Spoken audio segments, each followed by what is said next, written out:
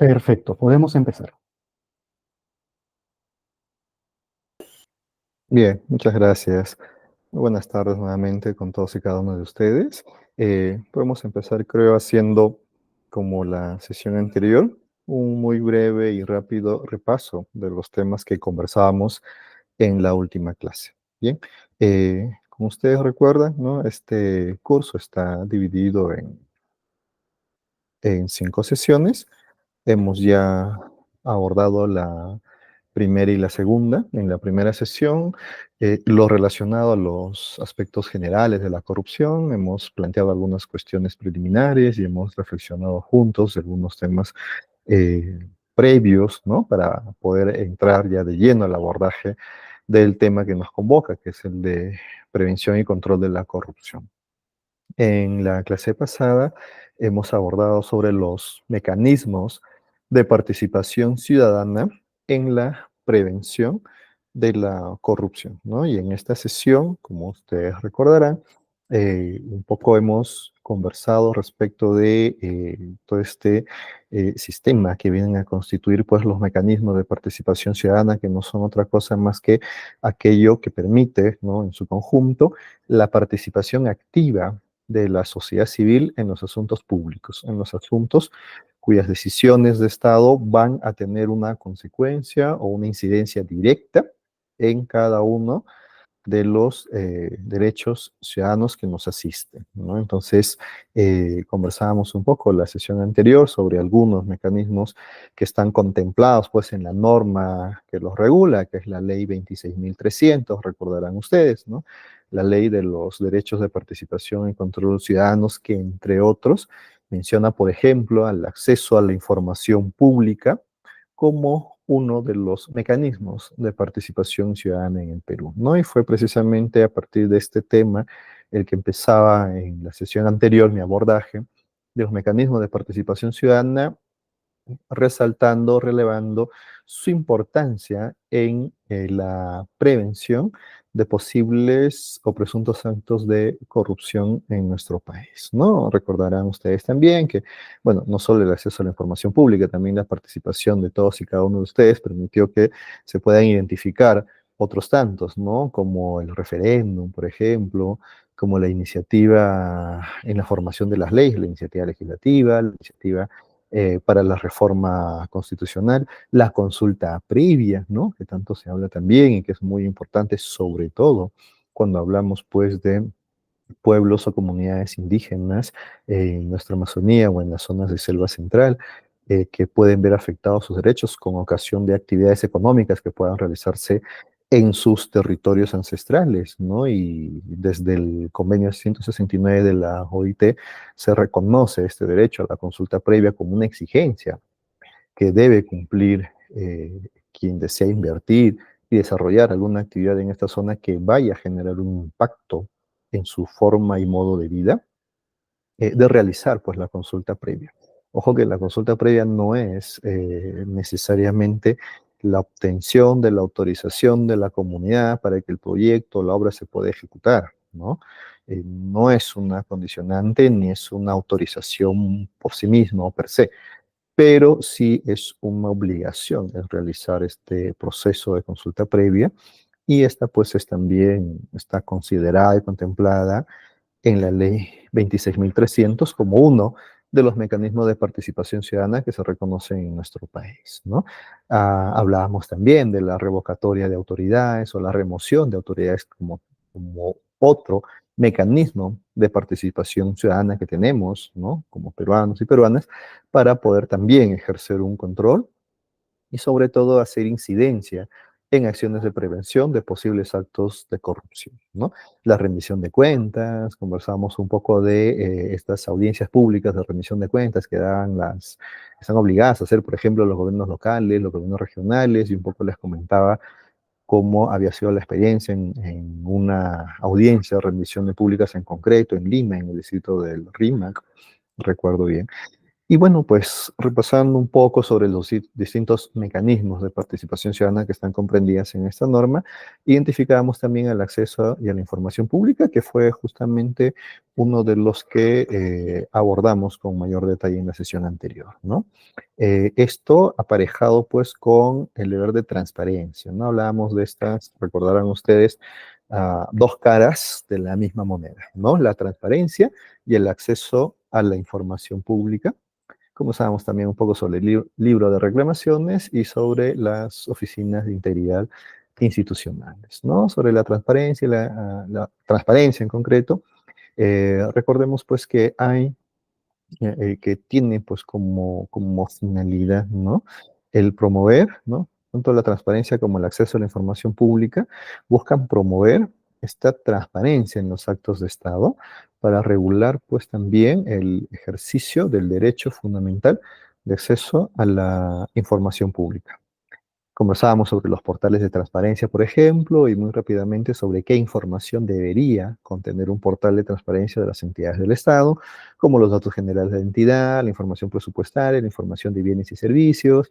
Eso incluye también, por supuesto, el tema de las partidas salariales, las remuneraciones u otros beneficios económicos que perciban los funcionarios o servidores de las distintas entidades de la administración pública, las actividades oficiales que los titulares o los principales funcionarios de las mismas realicen también, ¿no? Y toda aquella que pueda ser relevante. Esto como obligación de la entidad de incluir en estos portales de transparencia estándar, que además también, conversábamos en la sesión anterior, están pues la información que allí se publica supervisadas por la Autoridad Nacional de Transparencia y Acceso a la Información Pública. Sobre el acceso a la información también conversábamos un poco sobre el último informe anual, ¿no? Del año 2022, del periodo de enero a diciembre del año 2022, emitido por la Autoridad Nacional de Transparencia y Acceso a la Información Pública, que daba cuenta pues de la supervisión realizada, la información que recoge este informe anual con respecto a 2016 entidades que fueron las que comprendieron este reporte, ¿no? De las que están obligadas pues o respecto de las que recibieron las solicitudes de acceso a la información pública, ¿no? Y un poco rápidamente conversábamos sobre las solicitudes que habían recibido, cuántas habían sido atendidas, cuántas se encontraban aún en trámite y cuántas no habían sido atendidas. Repasábamos un poco sobre exactamente qué tipo de información, ¿no? Eran las que solicitaba pues la ciudadanía a través de las solicitudes de acceso a información pública a estas distintas entidades que están comprendidas en este informe anual 2022, como por ejemplo pues el Poder Ejecutivo, que comprende, recordemos, Presidencia del Consejo de Ministros y los 18 ministerios, el Poder Legislativo, el Congreso, el Poder Judicial, ¿no? Los organismos constitucionales autónomos, gobiernos regionales, municipalidades provinciales, distritales, universidades públicas y las empresas estatales también, ¿no? Y veíamos que, un poco recordando, que el mayor porcentaje, más de la mitad, y casi tres cuartas partes, en algunos casos como los organismos constitucionales autónomos, por ejemplo, de las solicitudes de acceso a la información pública que habían recibido en el año 2022 estaban más bien relacionadas a solicitudes que requerían información sobre las competencias de la entidad, ¿no? Tal vez algo más genérico, tal vez por motivos de estudio, de repente, pero el mayor porcentaje de las solicitudes estaban referidas o vinculadas a temas de competencia de la entidad, ¿no? Pero también identificamos que habían otras tantas que también apuntaban ya más bien a obtener información sobre el presupuesto, por ejemplo, sobre los proyectos de inversión, sobre personal, sobre la gestión de los bienes y servicios, y creemos que pues una adecuada conciencia y educación ciudadanas va a permitir que este ejercicio pueda fortalecerse y pueda permitir también o pueda posibilitar un mejor y un mayor control o prevención de posibles actos de corrupción, control a su vez también, y facilitar también o coadyuvar a las labores de represión, sobre todo, ¿no? Eso con respecto pues a los portales de transparencia y al derecho constitucional de acceso a la información pública. Además conversábamos un poco sobre el libro de reclamaciones, ¿no? Distinguíamos un tanto sobre el libro de reclamaciones que está regulado como obligación que se debe contar en entidades de la administración pública, ¿no? Y con un marco normativo dado a través de la PCM con un decreto supremo, el 07-2020, teniendo como antecedente un decreto supremo también de la PCM del año 2011, que es el que regula, recordemos, primigeniamente la obligación de las entidades de la administración pública de contar con un libro de reclamaciones. Nuestra obligación parte en ese año, en el año 2011, y no es sino hasta el 2020, 9 años después, con este Decreto Supremo 7-2020, que se viene más bien a regular con un mejor y mayor detalle cuál es la atención, o como lo define la norma, la gestión de las reclamaciones que se presentan a través de este mecanismo de participación ciudadana, ¿no? Entonces, hablábamos de un libro de reclamaciones como aquel mecanismo, pues, de participación ciudadana que permite a los usuarios y a las usuarias de los distintos servicios que brindan las entidades de la administración pública,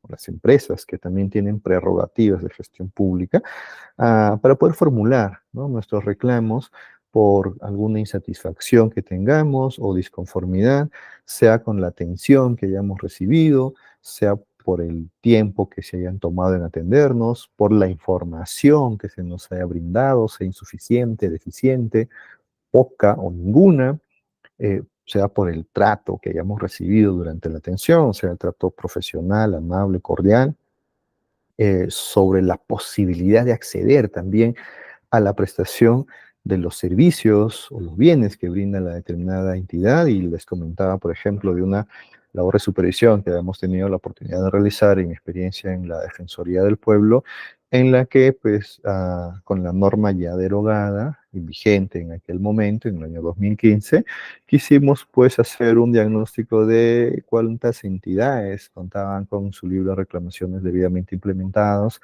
tenían el libro, permitían el acceso, registraban reclamaciones, respondían a las reclamaciones, eh, y sobre todo, pues también publicitaban el, el derecho que tienen sus usuarios para poder contar con este mecanismo y solicitarlo cuando lo requieran, sea en el formato que lo tuviesen en ese momento, ¿no? Les comentaba que con la primera norma la posibilidad de tener un libro de reclamaciones era de tanto física como virtual.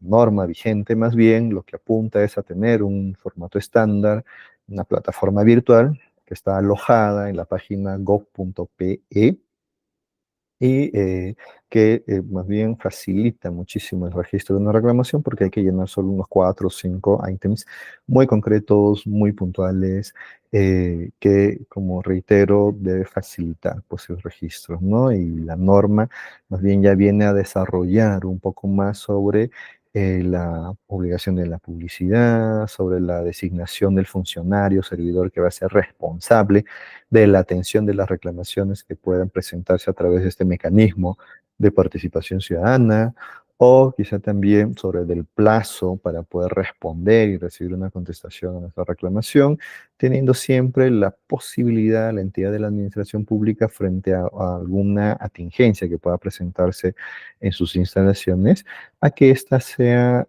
resuelta o pueda tratar de ser resuelta en el momento mismo en el que se produce la situación, la circunstancia que pueda militar a que el ciudadano quiera solicitar o solicite dejar una reclamación o inscribir o anotar una reclamación en el libro de reclamaciones, ¿no?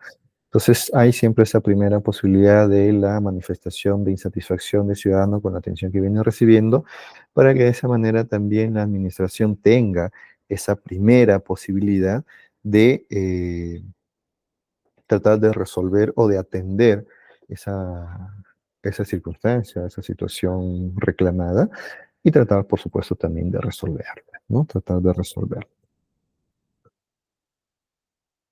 Un poco conversábamos sobre, bueno, y qué otras obligaciones esa norma le establece, pues, a las entidades de la administración estatal. Ya les decía, la designación de un funcionario que sea el responsable de la gestión del libro de reclamaciones, ¿no? Que sea encargado de publicitar, sobre todo, de asegurarse que se publicite que la entidad cuenta con un libro de reclamaciones y sobre todo cuál es el proceso de atención del mismo, ¿no? Este proceso de atención que implica pues diversas etapas para la gestión adecuada del reclamo, ¿no? Que involucra primero el registro, luego una atención y una contestación, una respuesta, y finalmente la notificación de esta contestación o de esta respuesta al ciudadano o la ciudadana que ha interpuesto su reclamación a través de este mecanismo de participación ciudadana.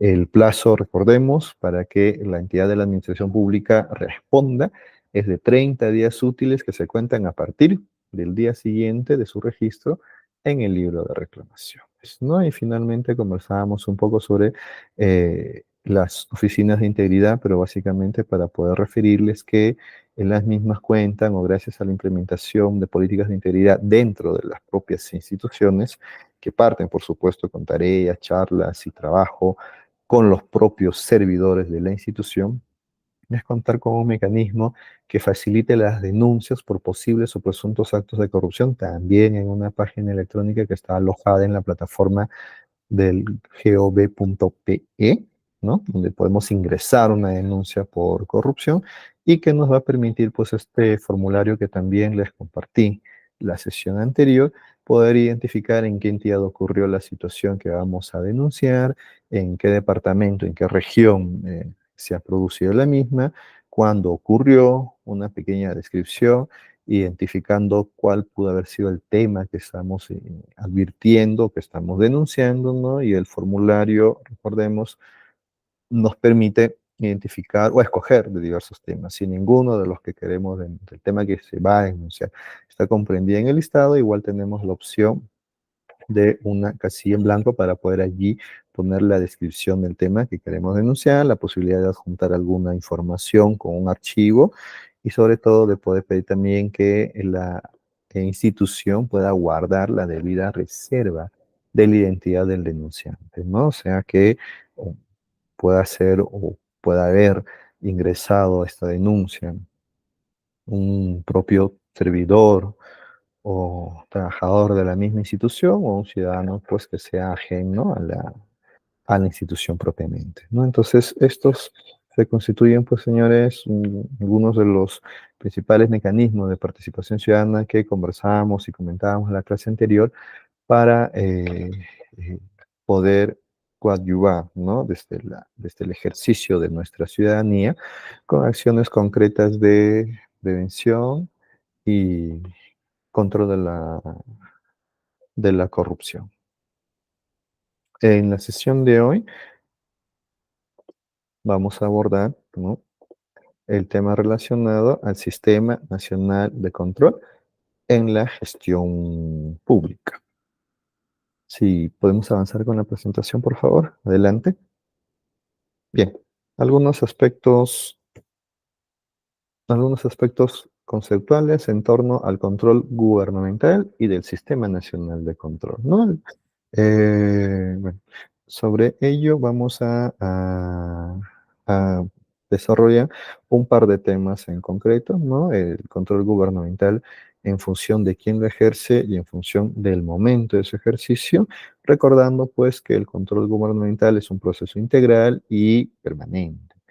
Y de otro lado, también conversaremos sobre el Sistema Nacional de Control, ¿no? Entonces, esto es un poco lo que vamos a desarrollar en la sesión de hoy, los aspectos conceptuales del control gubernamental y del Sistema Nacional de Control.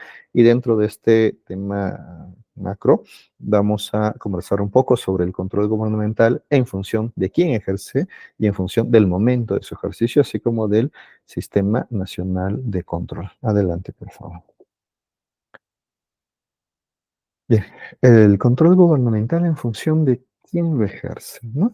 Esto puede darse tanto en el ámbito interno como en el ámbito externo, ¿no? Si hablamos del ámbito interno, el ejercicio del control gubernamental va a estar en manos de las propias autoridades, de los funcionarios, de los servidores de las entidades, de los órganos de control institucional que puedan realizar pues esta acción de control de modo simultáneo o de modo posterior también, ¿no?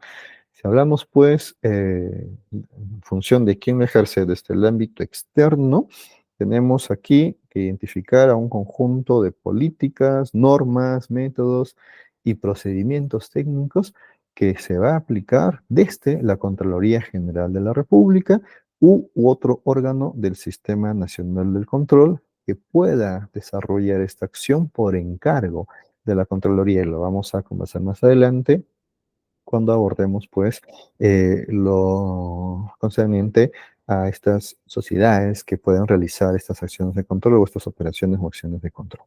Tenemos entonces que el control gubernamental en función de quién lo ejerce eh, va a abordar, ¿no?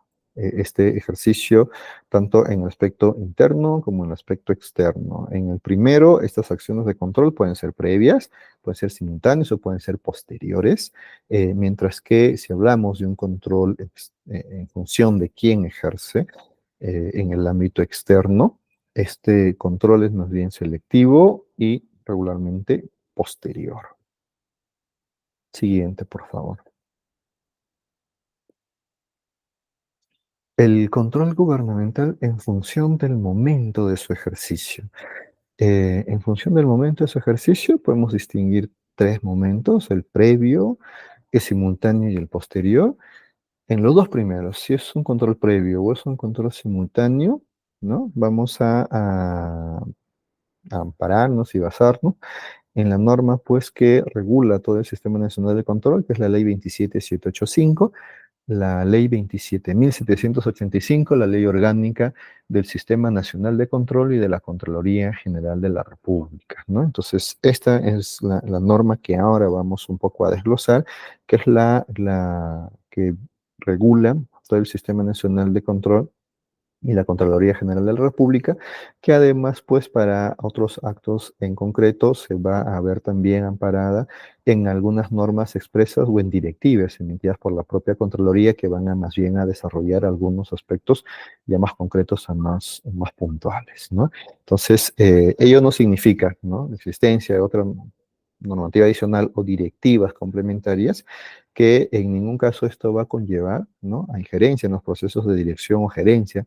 a cargo de la administración de la entidad o interferencia en el control posterior que corresponda, ¿no? Todo ello, vamos a ver más adelante, forma parte pues de un sistema y funciona y opera como tal. Entonces, si hablamos del control gubernamental ejercido en un momento previo o simultáneo, vamos a referirnos de modo exclusivo a la ley 27.785, que ahora vamos a comentar y desarrollar con un poquito más de detalle.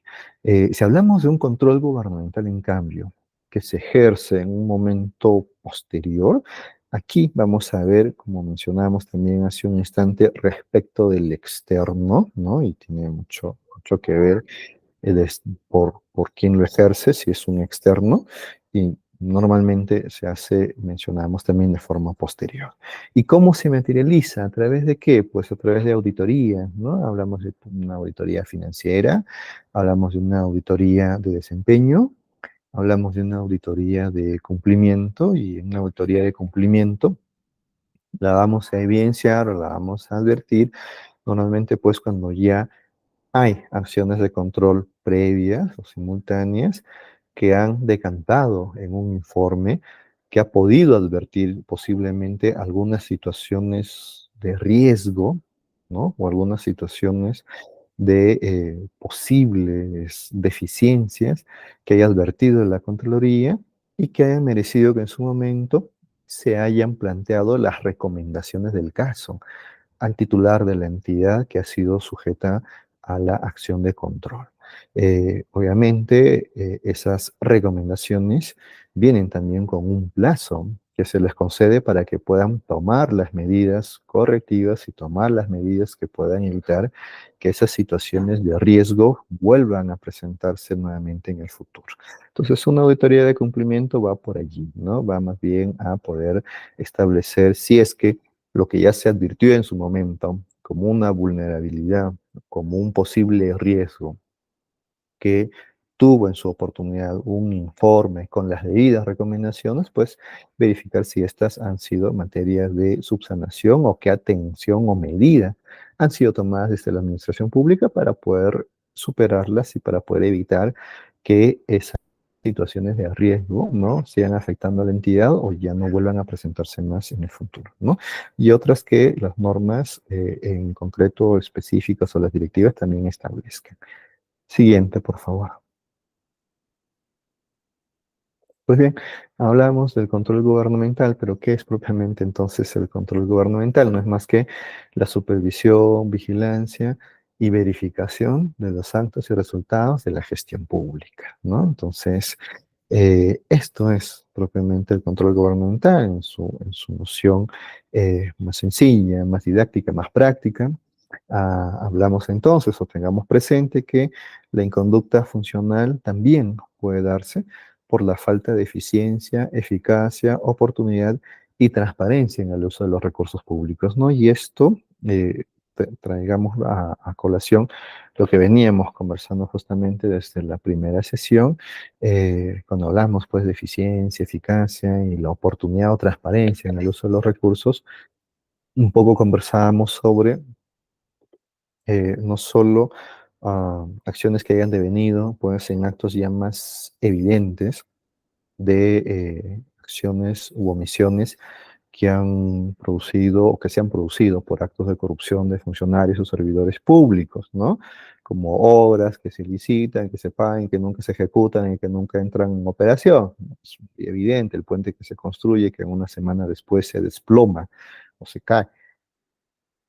Sino también conversábamos o poníamos a modo de ejemplo la circunstancia de una obra de infraestructura debidamente concluida, que haya ya sido puesta en funcionamiento y que a través de la cual se venga brindando el servicio público que la entidad provee a los usuarios y usuarias, a la ciudadanía en general, ¿no? Entonces eso en principio podría no evidenciar un posible acto de corrupción, pero conversábamos también que si esta obra, por más que haya sido, entre comillas, bien ejecutada, que esté ya puesta en funcionamiento, que esté ya en operación, que esté ya en servicio, al servicio de la ciudadanía, del público usuario, pero si esta obra, señores, fue sobrevaluada, si esta obra terminó implicando un gasto innecesario, un gasto, un pago mayor al que debió de haber realizado la entidad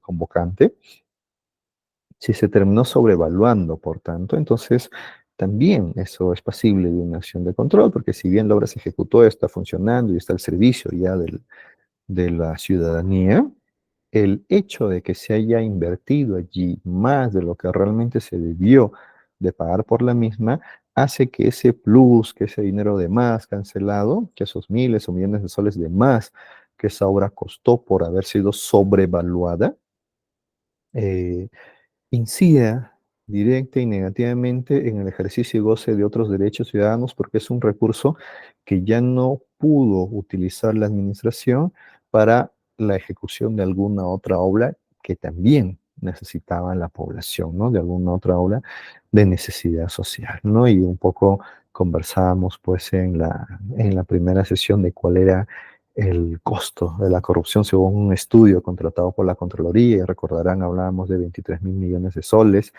que en el año 2019 fue lo que le costó los actos de corrupción a nuestro país, ¿no? Y conversábamos un poco también sobre qué es lo que pudo haber cubierto ese dinero, si es que pues esas acciones u omisiones que decantaron en corrupción no se hubieran producido, ¿no? Y recordamos pues que se hubiera cubierto infraestructura en salud, la brecha en infraestructura de salud del casi 85%, y que la brecha en infraestructura de largo plazo pudo haber sido cubierta solo con una quinta parte de ese monto, ¿no? Entonces, eso se mencionó y esto que estamos ahora comentando pues tiene correlación con ello y es lo que justifica las acciones de control que desde el Estado se realizan, estas acciones de control gubernamental, por tanto, también ponen el ojo y tienen en la mira y tienen como objetivo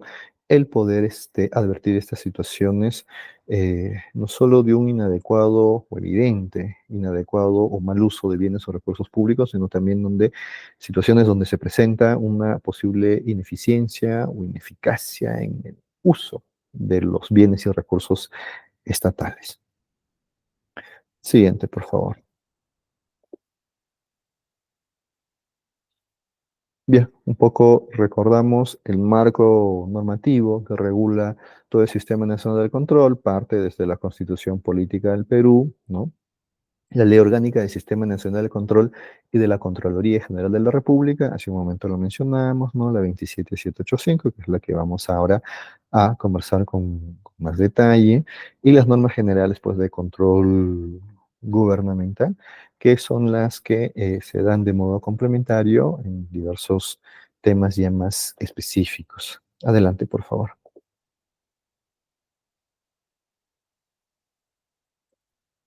Bien, el Sistema Nacional de Control, entonces, según esta ley 27.785, esta ley establece, ¿no? Tiene por finalidad establecer las normas que regulan el ámbito, organización, atribuciones y funcionamiento del Sistema Nacional de Control y de la Contraloría General de la República, estableciendo a esta última como el ente técnico y rector de dicho sistema, ¿no? Vamos a ver más adelante cómo está conformado este Sistema Nacional de Control, pero desde ya tengamos presente y claro que la Contraloría General de la República forma parte, obviamente, del Sistema Nacional de Control, y no solo ello, sino que también se constituye en el ente técnico y rector.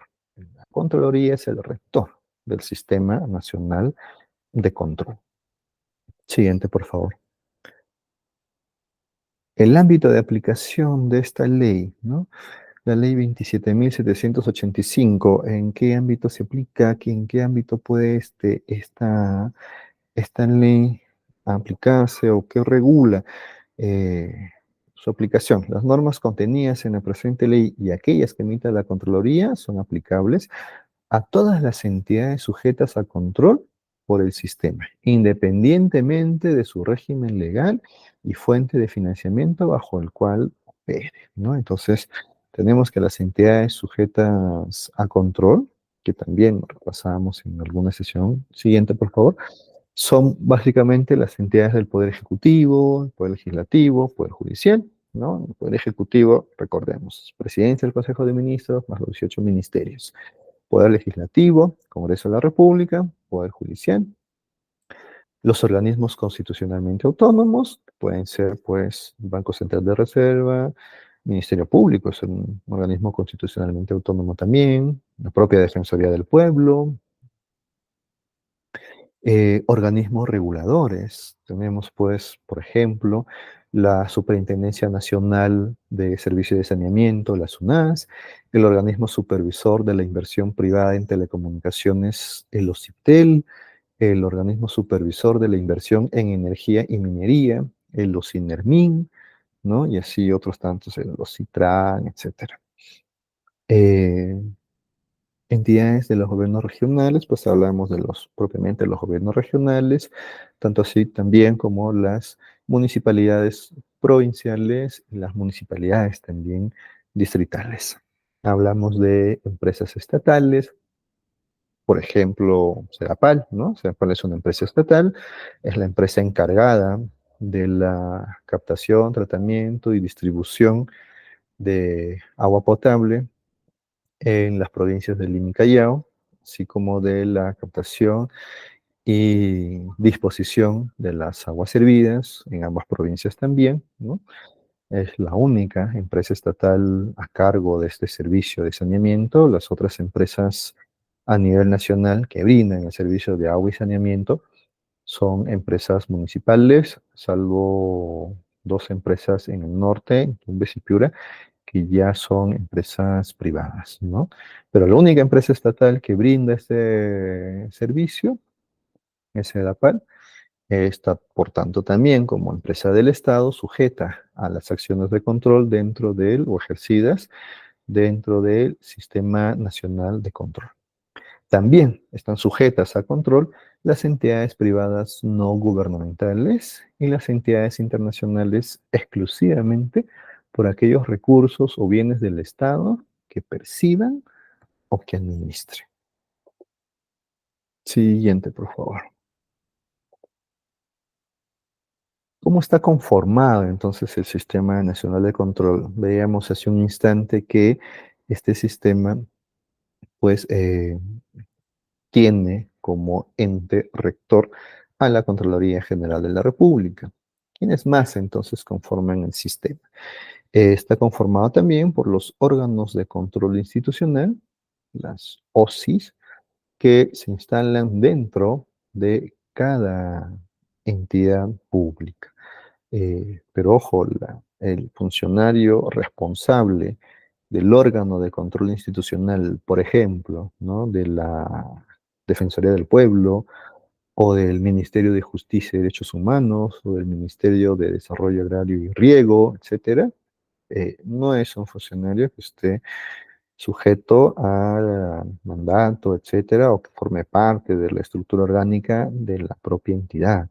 El responsable del órgano de control institucional de cada entidad pública es más bien dependiente, jerárquicamente depende de la Contraloría General de la República, ¿no? Entonces, eh, eso asegura el ejercicio de una labor independiente dentro de la propia entidad, porque el titular o el responsable de la OSI ya no responde pues al mandato ni a la presión del titular de la entidad, sino más bien depende de la Contraloría General de la República, y es como tener una oficina de la Contraloría dentro de la propia entidad, dentro de casa. Entonces, además de la Contraloría, como ente rector del Sistema Nacional de Control, tenemos a los órganos de control institucional y, de otro lado, tenemos a las sociedades de auditoría o SOA, denominados SOA también, ¿no? Entonces, órganos de control institucional vienen más bien a realizar el control interno y un control externo desde las sociedades de auditoría o SOA. Siguiente, por favor. Bien, empecemos entonces por la Contraloría, ¿no? Vamos a conversar un poco sobre cada una de estas, eh, de estas entes, de estos entes que forman parte del Sistema Nacional de Control. La Contraloría General de la República, pues, ejerce control gubernamental. Ya hemos mencionado que es el ente técnico rector del Sistema Nacional de Control. Además, pues, la Contraloría está dotada de autonomía administrativa, funcional, económica y financiera, y las atribuciones que tiene como tal están contempladas o desarrolladas en detalle en el artículo 22 de la Ley del Sistema Nacional de Control y Contraloría General de la República, la Ley 27.700, ¿no? Entonces vamos un poco a repasar algunas de las principales atribuciones que tiene la Contraloría General de la República. Siguiente, por favor. ¿Qué puede hacer la Contraloría? Entonces, ¿qué atribuciones tiene a partir de esta ley orgánica para el ejercicio de su función, para poder operar como ente rector del Sistema Nacional de Control? La Contraloría General de la República puede entonces acceder a registros, documentos e información de las entidades, aun cuando puedan estas ser información reservada o información secreta. Sí, también puede requerir esta información a los particulares que mantengan o hayan mantenido relaciones con las entidades, ¿no? Obviamente, si por ejemplo hablamos pues de la ejecución de un proyecto y una obra y se da con el concurso de la inversión privada, aquella persona jurídica de derecho privado, aquella empresa que por esta situación contractual, por ejemplo, haya mantenido relación con la entidad sujeta a control, también se encuentra dentro de la obligación de entregar esta información o de permitir el acceso a registros, documentos e información por parte de la Contraloría General de la República. Además, la Contraloría ordena que los órganos del sistema realicen las acciones de control que a su juicio sean necesarios, ¿no? Recordemos quiénes más forman parte del Sistema Nacional de Control, las OSIS y las SOAS, ¿no? Y las sociedades de auditoría. Además, la Contraloría General de la República supervisa y garantiza el cumplimiento de las recomendaciones que se deriven de los informes de control emanados de cualquiera de los órganos del sistema. Ya les mencionaba hace un instante, ¿no? Si hay, por ejemplo, un control preventivo que realice o una acción de control preventiva que se realice desde la Contraloría General de la República, o que encargue de repente alguno de los otros órganos del Sistema Nacional de Control para que lo hagan, sea a nivel interno, básicamente, eh, y este informe tenga pues algunos hallazgos o advierta de algunas deficiencias o situaciones de riesgo que requieran ser atendidas y subsanadas por la entidad, desde la Contraloría también se puede supervisar directamente y asegurarse que las recomendaciones que en su momento se hayan emitido en esas, con ocasión de esas acciones de control y que obran, obviamente, en los informes respectivos que fueron evacuados producto de la acción de control realizada en una entidad en concreto, puedan pues implementarse debidamente para superar estas situaciones de riesgo y para que se pueda evitar que circunstancias similares puedan repetirse o producirse en el futuro, ¿no? Entonces, esta es otra de las atribuciones también de las que goza la Contraloría General de la República, ¿no? Supervisar y garantizar el cumplimiento de las recomendaciones que están ya contenidas o que se deriven de los informes de las acciones de control que ya fueron realizados en modo previo. Siguiente, por favor. La Contraloría General de la República, además, puede disponer del inicio de acciones legales pertinentes en forma inmediata, puede normar y velar por la adecuada implementación de los órganos de auditoría interna, presentar anualmente al Congreso de la República el informe de evaluación de la cuenta general de la República, absolver consultas, emitir pronunciamientos institucionales e interpretar la normativa del sector gubernamental con carácter vinculante y ser el caso orientador. Y esto último, pues, como mencionábamos hace un instante también, con ocasión, pues, de que la Contraloría, recuerden, es el ente técnico rector del Sistema Nacional de Control. Por lo tanto, la Contraloría es la que va a dictar línea para que los otros órganos conformantes del Sistema Nacional de Control también puedan seguir de modo debido, ¿no? La acción de control encomendado o iniciado, en el caso de las OSIS, iniciado de oficio o a pedido de la Contraloría, y en el caso pues de las SOAS, de las sociedades de auditoría, también luego del concurso público a través del cual hayan sido elegidos y que es llevado ciertamente por la misma Contraloría, ¿no? Entonces es la Contraloría la que observe consultas que puedan surgir desde cualquiera de los otros órganos conformantes del Sistema Nacional de Control, emite, por tanto, sus pronunciamientos, da la línea, da el lineamiento que se debe observar desde los mismos. Y bueno, puede a su vez también de surgir alguna duda sobre alguna disposición directiva o directriz en particular, interpretar la norma de control, absolver la duda y si es pues a modo interpretativo, esta interpretación es de carácter vinculante, quiere decir que no admite cuestionamiento y tiene que ser observada en el sentido en el que la Contraloría se pronuncie.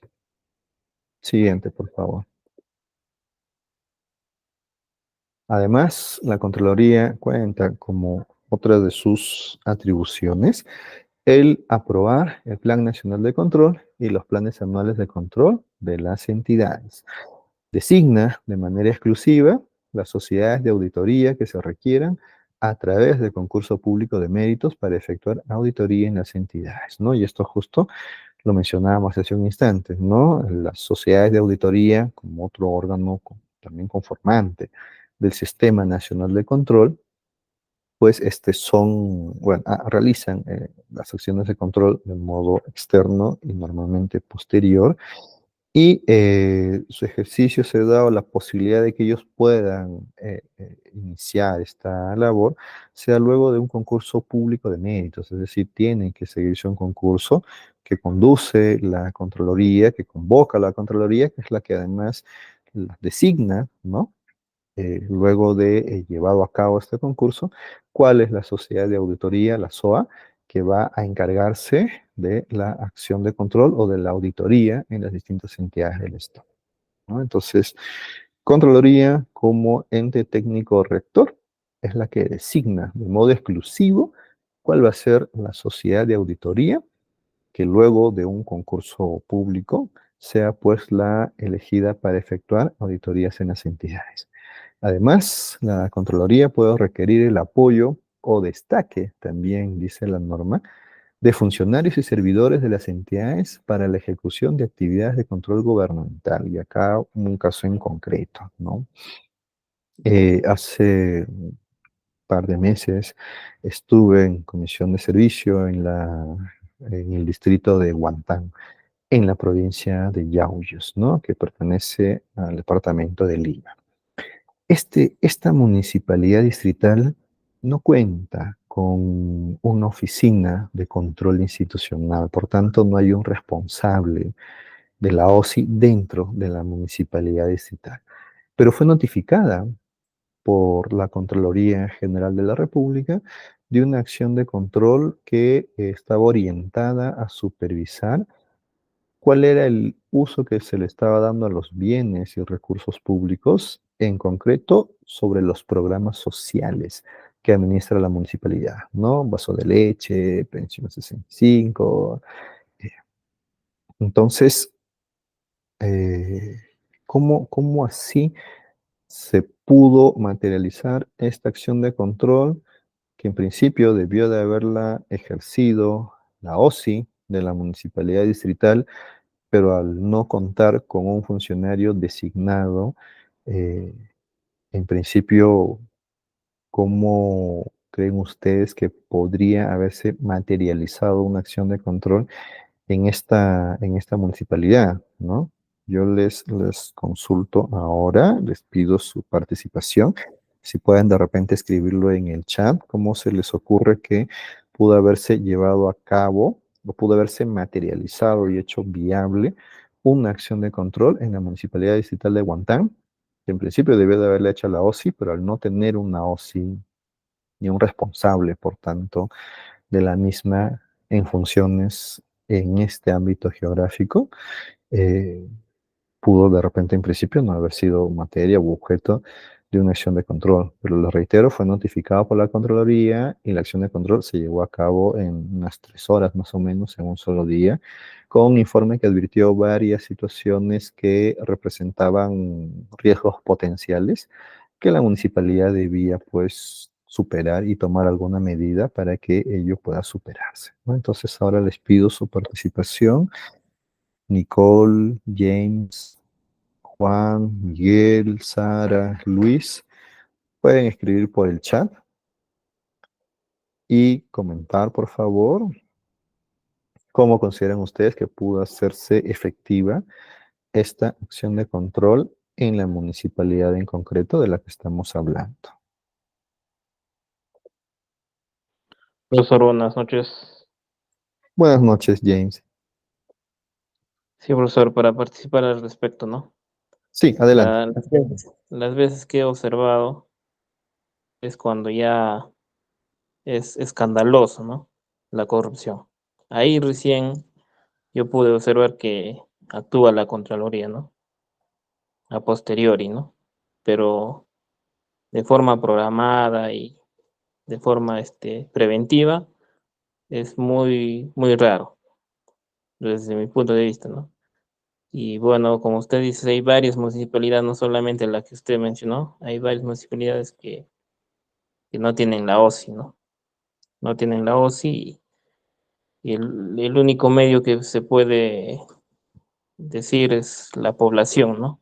La población que puede organizarse y prevenir este tipo de actos delictivos, ¿no?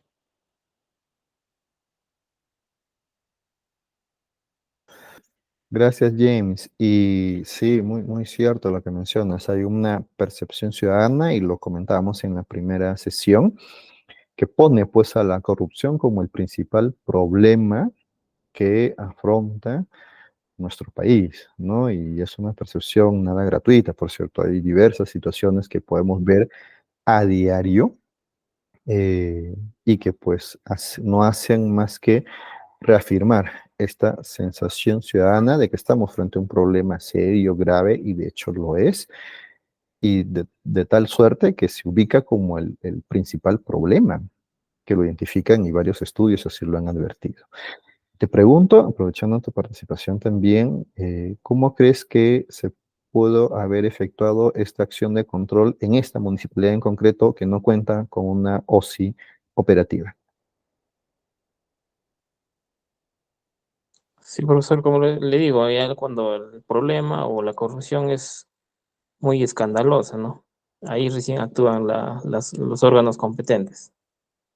De manera preventiva son casos aislados, ¿no? Por decir, como vemos, ¿no? El gobierno central. Es muy escandaloso, ¿no? Eh, que lo han vacado a un presidente, colocan a otro presidente, lo vuelven a vacar. Entonces no hay ningún respeto a la democracia, ¿no? Entonces desde ahí ya está partiendo la corrupción, ¿no? Imagínate donde no hay la OSI en los gobiernos locales, ¿no?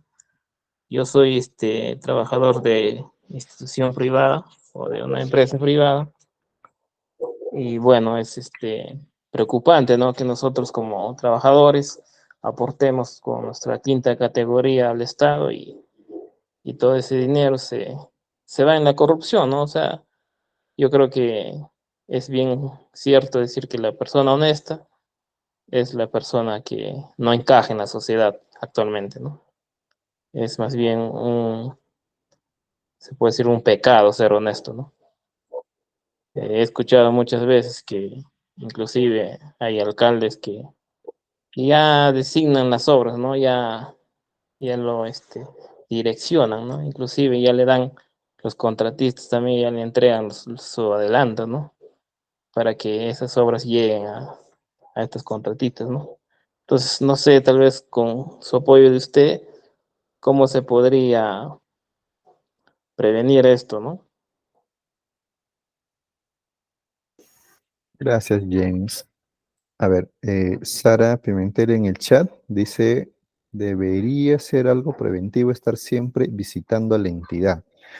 Claro, eh, recordemos, y lo tenemos acá justamente en la lámina que estamos ahora comentando, ¿no?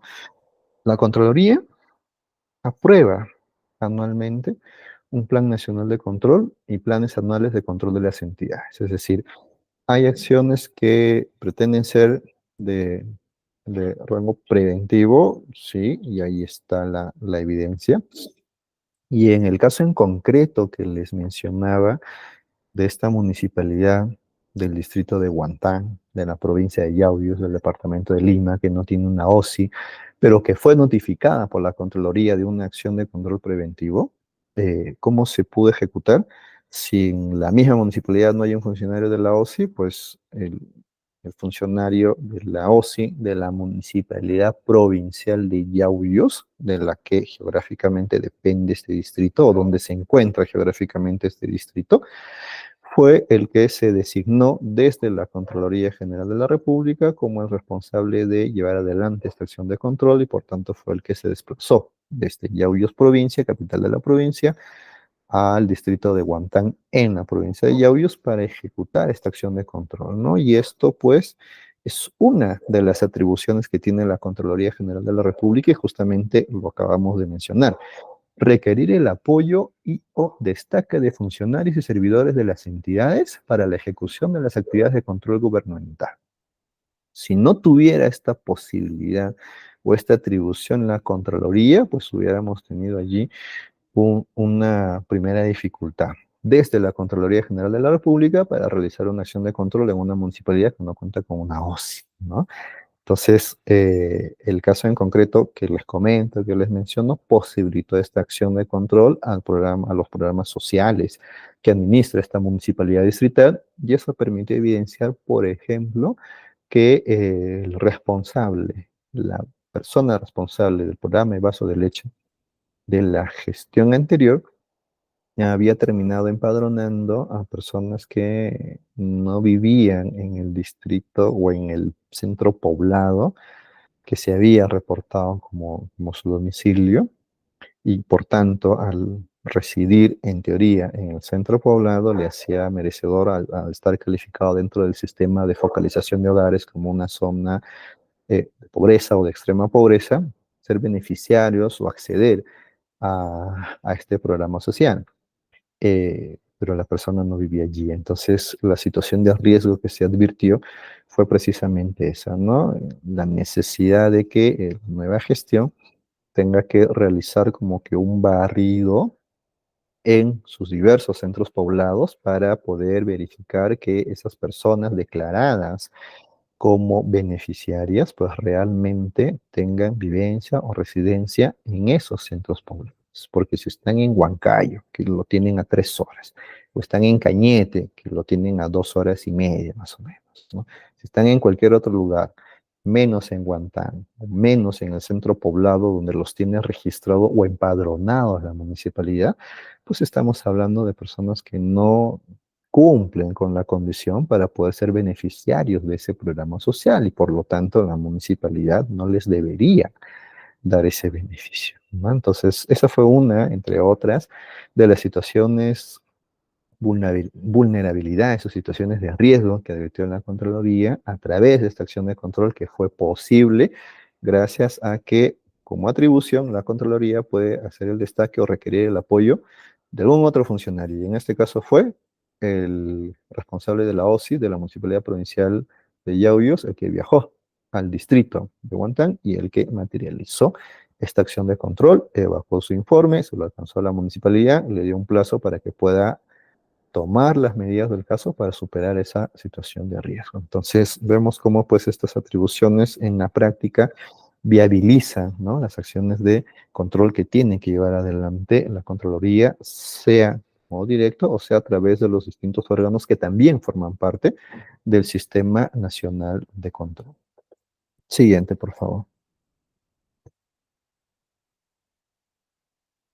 Conversábamos en la sesión anterior sobre los mecanismos de participación ciudadana, ¿cierto? Y ahora hacemos un breve repaso también de lo que se había mencionado en aquella clase, sobre el acceso a la información pública, los portales de transparencia, libros de reclamaciones, las oficinas de integridad institucionales, ¿no? Y miren ustedes ahora, como atribución de la Contraloría General de la República, también podemos advertir que está el promover la participación ciudadana mediante audiencias públicas o sistemas de vigilancia en las entidades. Y justamente las oficinas de integridad institucionales son una forma de vigilancia situadas en la propia entidad, que sirven para que los propios funcionarios, servidores, trabajadores de la misma entidad, que estamos, digamos, cerca, ¿no?, de acciones diarias, de toma de decisión o de expresiones de poder dentro de la propia entidad, y que podamos advertir de primera mano cualquier hecho, acto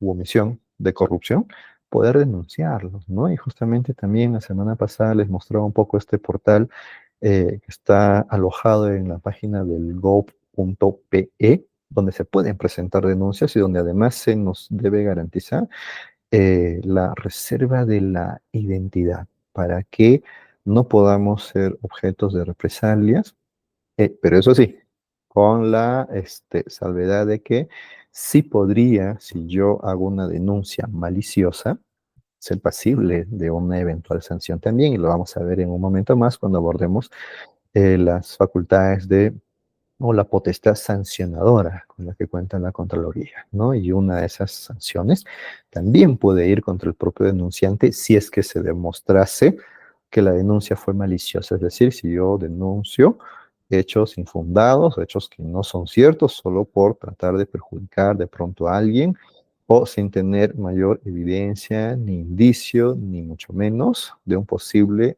hecho o acto de corrupción. ¿no? Esto un poco para que también se autorregule la persona denunciante respecto de los hechos que pone en conocimiento que pide que se investigue, ¿no?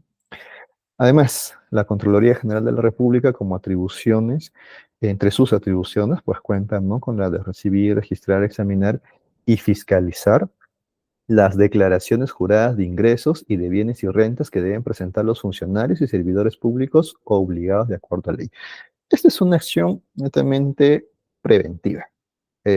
Si alguno de los presentes labora en una institución pública y ha tenido la oportunidad de ser responsable o se le ha asignado, por ejemplo, ser responsable, titular o suplente de una caja chica, distintamente del monto que se nos asigne, sea 2.000, 3.000, 5.000 soles o 1.800, etcétera, o conocen de personas que han estado con esta responsabilidad de pronto en alguna oportunidad en sus respectivas dependencias, saben que los responsables de caja chica tenemos la obligación de presentar una declaración jurada de ingresos y bienes y rentas al inicio del año, y el plazo es 15 días posteriores a la fecha en la que se me encargo, se me designa como titular o como responsable, titular o suplente de caja chica, por ejemplo, y una declaración jurada de ingresos, de bienes y rentas al término de mi encargo, ¿no? Porque estos encargos normalmente son anuales, empiezan en enero, tal vez febrero máximo, y concluyen en diciembre, ¿no? Entonces, tengo que presentar como responsable titular o suplente de caja chica, por ejemplo, una declaración jurada en un sistema que la Contraloría ha habilitado para tal fin y que primero pasa por la Oficina General de Administración de la propia entidad, que es la que deriva estas solicitudes debidamente ingresadas, sea en formato físico o virtual, a la Contraloría General de la República. Tengo que presentar entonces una declaración jurada de ingresos y de bienes y rentas al inicio, 15, como máximo hasta 15 días después de que la resolución se emitió y se me notificó, con la que se me encarga la responsabilidad de titular o suplente de caja chica, y una declaración jurada de ingresos, de bienes y rentas al término de, si mi encargo concluye el 31 de enero, tengo los 15 días útiles. Perdón, si concluye el 31 de diciembre, tengo los 15 días útiles del mes siguiente, de enero, para poder ingresar en el sistema habilitado por la Contraloría esta información, ¿no? Entonces allí tengo que ingresar información no solo propia de mis cuentas, si estoy casado también de mi esposa, dónde trabaja, cuánto gana, qué ingresos tenemos en común, si tenemos un régimen de sociedades gananciales o tenemos el patrimonio dividido, cuántas personas dependen de nosotros, qué otros bienes tenemos registrados, bienes muebles inscritos, etcétera. Toda una serie de información que es la que se tiene que registrar en este sistema y que permite o debe permitir también una acción de control preventiva desde la propia Contraloría, porque si es que al inicio, por ejemplo, de mi encargo, ¿no? Si no soy responsable de caja chica, pero sí de pronto de la administración de otros fondos, con sumas o montos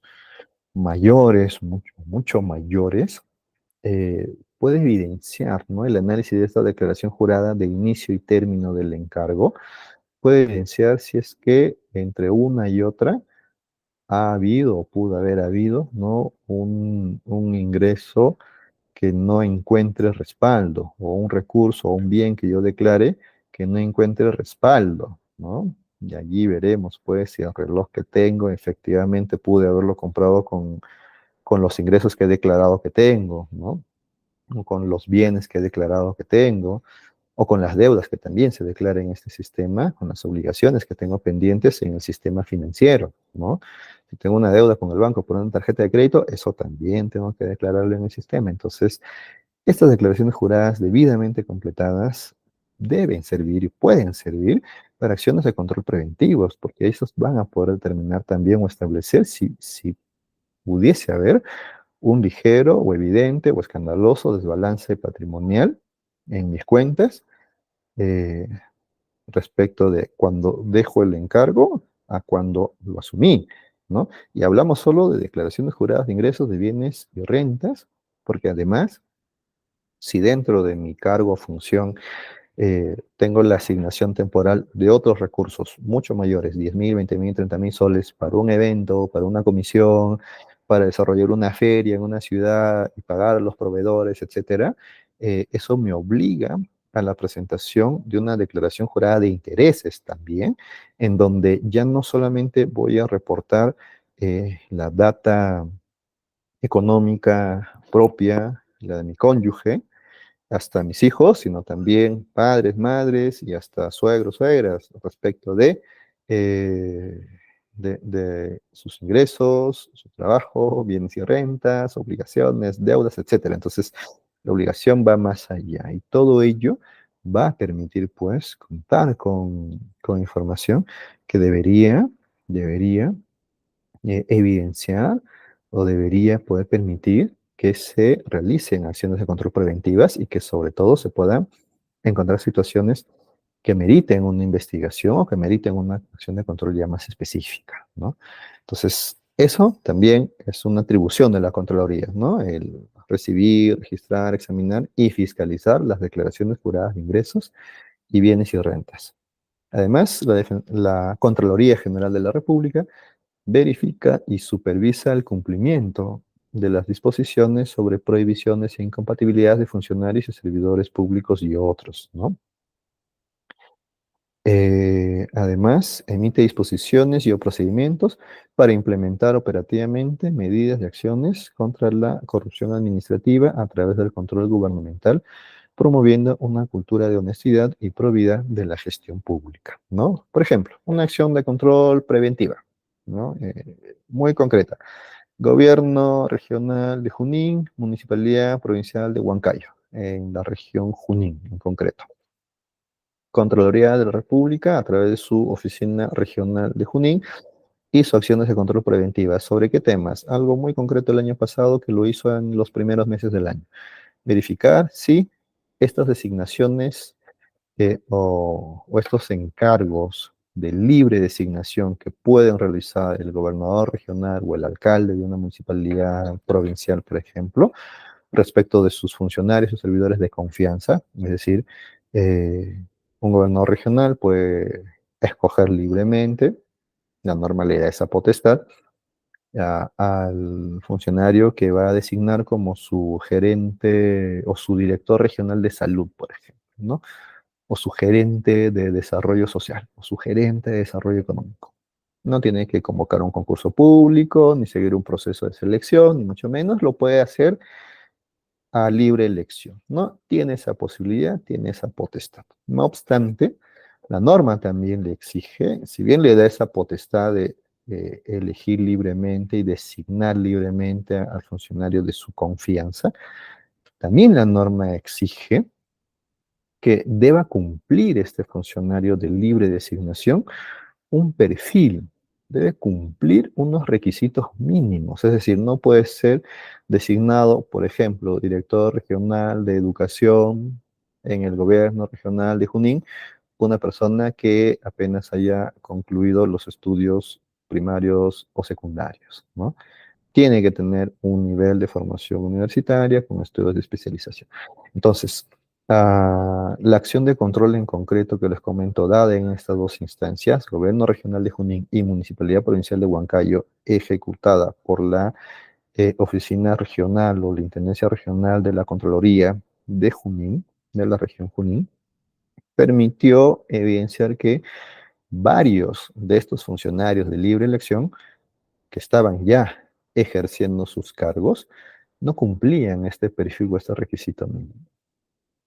Eso se incluyó en un informe, se notificó a los titulares de la dependencia y lo que tenían que hacer era simplemente cesarlos en sus cargos y poner a los funcionarios de reemplazo, pero que sí cumplan con lo que la normativa establece como perfil los requisitos mínimos para que puedan ostentar esos cargos. Es decir, si bien tienen la libertad, esa posibilidad de libre elección para designarles en esos cargos, tienen también como contraparte que observar que cumplan estas personas de libre designación con un perfil mínimo o requisitos mínimos que la norma establece.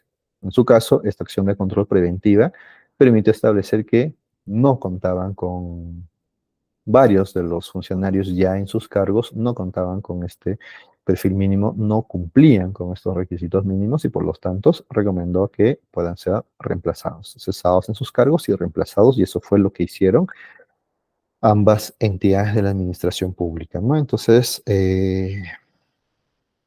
vemos que en la práctica pues hay estas acciones que en su momento se difundió de modo regional, sonó mucho, ¿no? Y bueno, una acción de control no preventiva, pero posterior, que no necesariamente, como nos comentaba nuestro amigo James hace un momento, que no necesariamente devino de un escándalo, por ejemplo, fue una acción de control que realizó la Contraloría a la Municipalidad Metropolitana de Lima, ¿no? Que lo que hizo fue básicamente eh, revisar si había cumplido o no la gestión saliente en diciembre del 2022 con transferirle a la gestión entrante de enero del 2023 los fondos o los recursos que había generado producto del cobro del impuesto de alcabala, ¿no?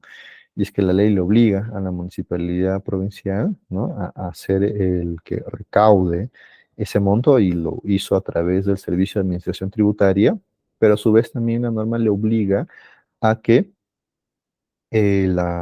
los recursos, ¿no? Que han sido acopiados con esta ocasión o por este concepto, sean transferidos a los municipios distritales donde se ubican estos predios, ¿no? Es decir, si yo compré un inmueble en el distrito de Pueblo Libre, en Lima, ¿no? O se compraron inmuebles en el distrito de Magdalena, Pueblo Libre, Miraflores, Lince, La Victoria, etcétera. Estos han generado en su momento el pago del impuesto de alcabala que se hace en la Municipalidad Provincial de Lima, lo recauda el Servicio de Administración Tributaria, pero la obligación era que se transfieran esos recursos, ya hablábamos de poco más de 80 millones de soles aproximadamente, que se transfieran estos recursos a las municipalidades distritales donde se ubicaban o donde se situaban estos inmuebles que habían generado pues estos cobros del impuesto de alcalde. La acción de la Contraloría permitió establecer que ese dinero nunca fue transferido a las municipalidades distritales. De esto yo no recuerdo que haya habido alguna noticia mediática o algún escándalo mediático, ni mucho menos, pero fue una situación que se dio en la práctica y una acción de control por un tema muy concreto que la Contraloría General de la República advirtió, ¿no? Y obviamente a partir de ello se dispusieron las acciones correctivas pertinentes, ¿no? Pero entonces vemos pues estas distintas acciones que pueden también no solo ser preventivas, pueden también ser de control posterior, pero que no hacen más que ejemplificar, ¿no? Todo lo que ahora estamos conversando, ver cómo funciona este sistema nacional de control, teniendo la Contraloría General de la República como el ente técnico rector y viendo también cómo pues en ejercicio de las atribuciones que ahora estamos repasando se realizan las mismas, ¿no? Siguiente, por favor.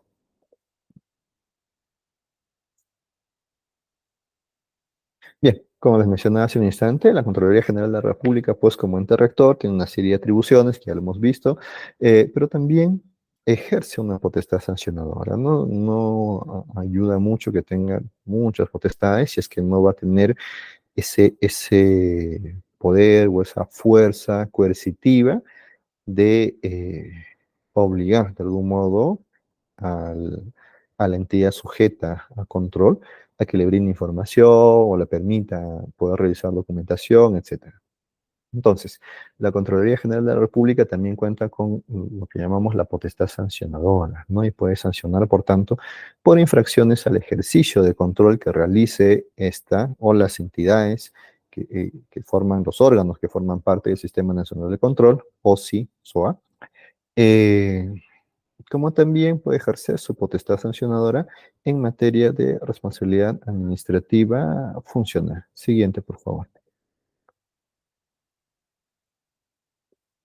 Esta potestad sancionadora entonces se va a dar en función a que se advierta la comisión por acción u omisión de algunas de las infracciones que obviamente también están sujetas al ejercicio por parte de la Contraloría de su potestad sancionadora, ¿no? Y algunas de las infracciones eh, más comunes de repente, o principales, porque hay otras tantas más que la ley establece, la Ley Sistema Nacional de Control y de la Contraloría General de la República que establece, pues son estas que podemos mencionar ahora, ¿no? Estas que estamos visualizando en este momento, como la obstaculización o dilación o dilatación para el inicio de una acción de control, ¿no? La omisión o incumplimiento para la implantación o implementación de los órganos de auditoría interna o la afectación de su autonomía. La interferencia o impedimento para el cumplimiento de las funciones inspectivas, la omisión en la implantación de las medidas correctivas recomendadas, la omisión en la presentación de la información solicitada o su ejecución en forma deficiente o inoportuna, entre otras, ¿no? Entonces hay una serie de acciones u omisiones que se van a constituir en infracciones. Por lo tanto, la Contraloría General de la República, en ejercicio de su potestad sancionadora, puede verificar la comisión de estas infracciones y, por tanto, también terminar imponiendo las respectivas sanciones. Siguiente. Y estas sanciones pueden ser la amonestación, una multa. Si hablamos de las sociedades de autoría, se les puede suspender en el registro de las mismas o la exclusión definitiva del registro, ¿no? De una sociedad de auditoría. Siguiente, por favor. ¿No? Entonces, este proceso sigue el ejercicio de la potestad sancionadora de la Contraloría, sigue, pues, entonces, una primera fase que es la instructora, donde se imputa la infracción y donde se determina o corrobora la infracción, y otra fase que es la sancionadora propiamente, que es ya la de la imposición propiamente de la sanción, que puede ser, como mencionábamos, una amonestación, una multa, suspensión de registro de sociedad de auditoría o exclusión definitiva de este registro, ¿no? Siguiente, por favor.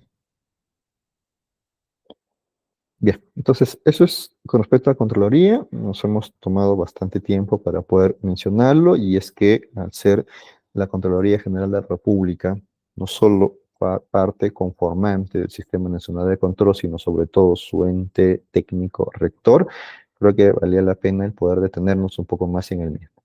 Pero mencionábamos también hace un instante como otros órganos que forman parte del Sistema Nacional de Control, a las OSIs, al órgano de control institucional, u oficinas de control institucional, a veces le llamamos también, y a las sociedades de auditoría, ¿no? Entonces, comencemos ahora un poquito sobre las OSIs, ya lo hemos venido comentando un tanto en el desarrollo de la clase, pero tener en claro que una OSI ejerce funciones en la entidad con independencia funcional y técnica respecto de la administración de la entidad dentro del ámbito de su competencia, ¿no? O sea, queda más claro cuando conversábamos en el ejemplo que les ponía, ¿no?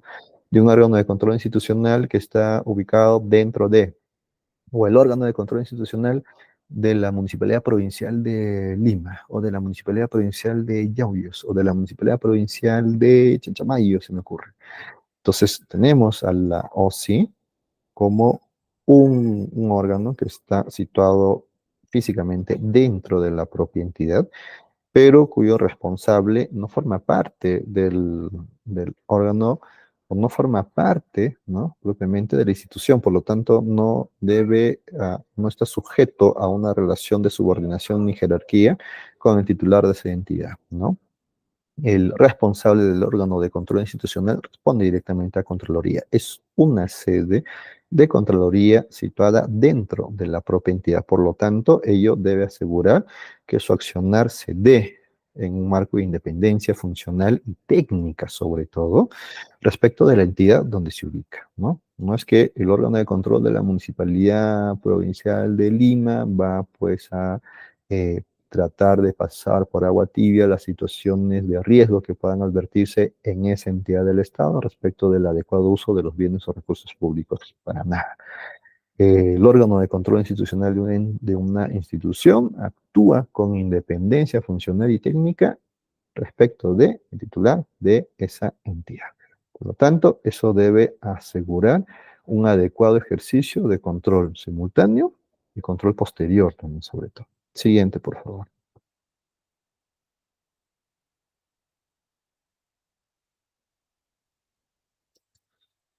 Bien, y de otro lado tenemos también a las sociedades de auditoría, o SOA, como parte integrante del Sistema Nacional de Control, que recordemos tiene a la Contraloría General de la República como el ente técnico rector del mismo. Las sociedades de auditoría, entonces, lo hemos mencionado hace un instante, lo recordamos ahora, se designan mediante un concurso público de méritos. ¿Quién lo designa? ¿Quién sigue el concurso? ¿Quién lo dirige? La misma Contraloría General de la República. Las sociedades de auditoría, entonces, no son más que personas jurídicas calificadas, son personas jurídicas independientes respecto de las labores de control posterior externa que realizan, ¿no? ¿Qué tipo de control pueden realizar? Bueno, en principio un control posterior externo y además, por ejemplo, ¿no? Una auditoría financiera gubernamental, una auditoría de cumplimiento u otros, ¿no?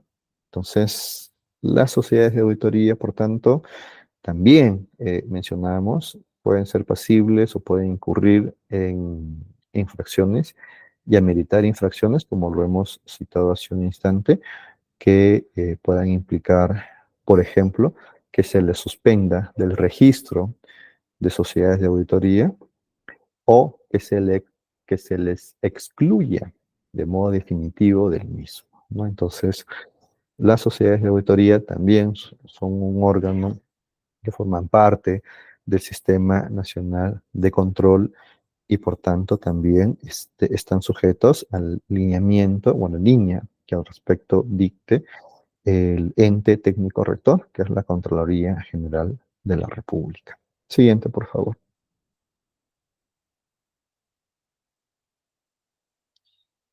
Y bien, mencionábamos también que la Contraloría tiene dentro de sus atribuciones el ejercicio de la potestad sancionadora, que en una primera fase instructora advierte de la posible comisión por acción u omisión de hechos que pueden constituirse en infracciones y de acuerdo a la gravedad de estas infracciones, pues puede también ameritar una sanción, ¿no?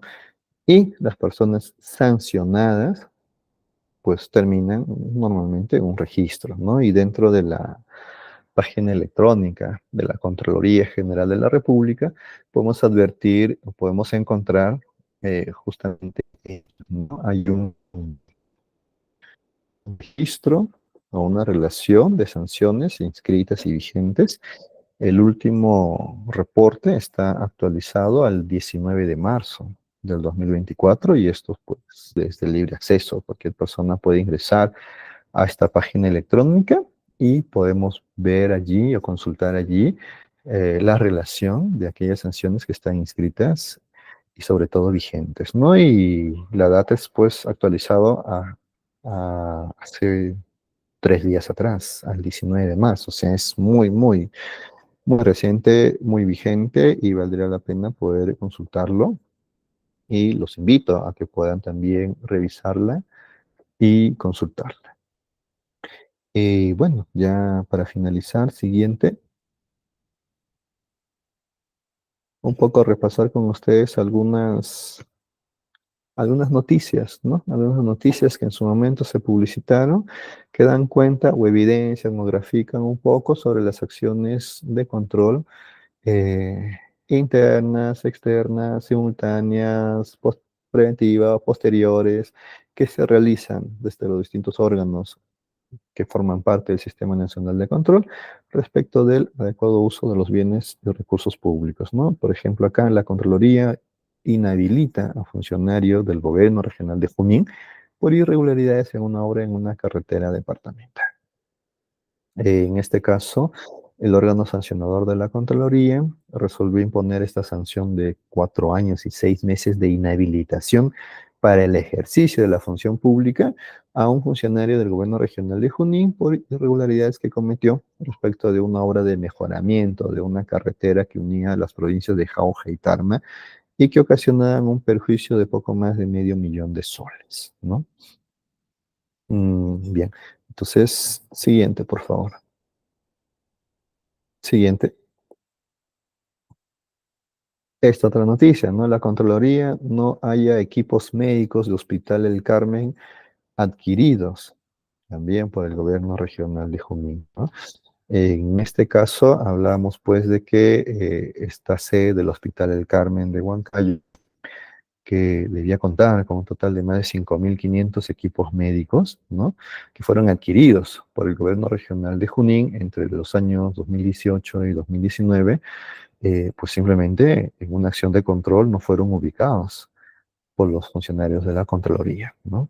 Este informe de control concurrente que elabora la Contraloría además refiere que otros 650 casi equipos médicos y mobiliario no estaban en uso, ¿no? O sea, estos 650 equipos sí estaban físicamente en la sede o en las instalaciones o en la infraestructura de este hospital, pero no estaban en uso, ¿no? Entonces era casi como decir que no estuviesen allí. Estaban físicamente, pero simplemente no se usaban, no estaban en uso. Y que por el año en el que se adquirió, ¿no? Era posible más bien que ya ellos no puedan utilizarse. Esta situación, ¿no? Implicaba sobre estos equipos en concreto, ¿no?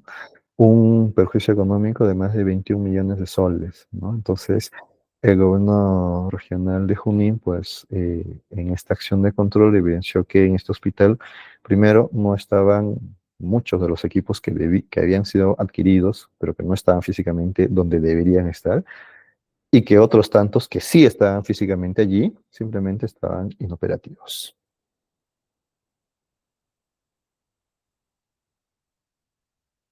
Siguiente, por favor.